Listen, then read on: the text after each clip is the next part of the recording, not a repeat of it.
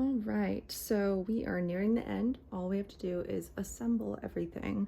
So I have everything laid out, and here are the legs, here are the horns for the back, and then I'm just using toothpicks to, keep everything in place so I can kind of just visualize. And then we have the wings. So I'm actually going to be sewing on the wings first. I feel that whenever I have the wings in place, it's easier for me to be able to tell where the smaller pieces need to go. So we're gonna cut right to that so I can show you how I sew on the wings. All right, so I have just attached it by just going in through the side and then pulling through.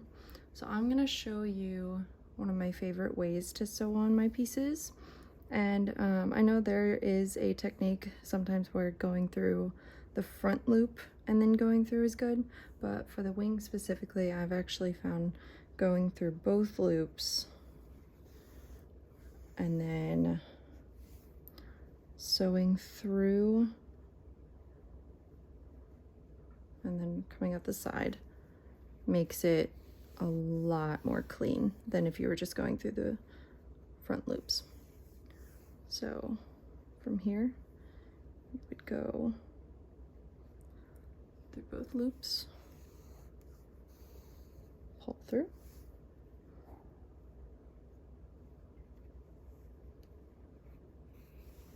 through the side. And then you want to make sure that you're, pulling everything straight and then rechecking as you go that you're actually sewing it on straight because trust me, you'll very easily be able to sew something on very crooked if you're not careful. So you just want to make sure that you're going through both loops.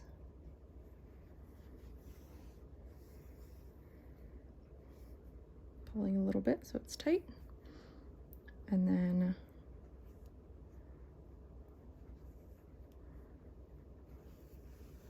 pulling it through sideways.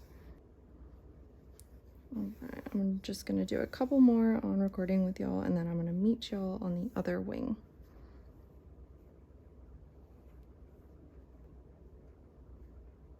Oh, look at that. Be careful of that. It doesn't mean that your stitches are not tight enough. It's just because you are pulling at the stitches a little bit as you're sewing, but once you're pulling them tight and the wing is actually on, you don't have to worry about your stuff falling out.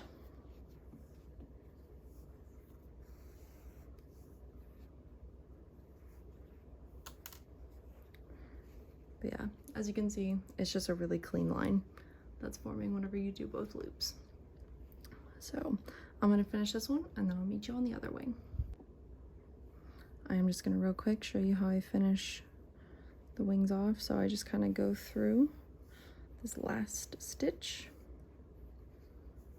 and then I go through that loop, and then before I pull it tight, I'm just gonna kind of scoot this down to make sure that's not gonna be obvious where I tied it off.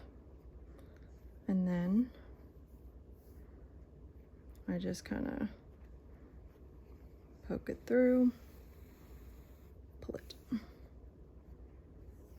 And then whenever I am cutting this, I actually leave a little bit out, and then I use a thicker needle to just poke it through. And doing that just kind of, there's extra yarn in there and it's a little bit more secure. So zoom out a little bit. There is your first wing. The other side. And I would say do them, let's see, 1, 2, 3, 4, 5, 6, 8, 9. Do them 8 stitches apart. do roughly about 8 stitches apart whenever you're sewing the wings on,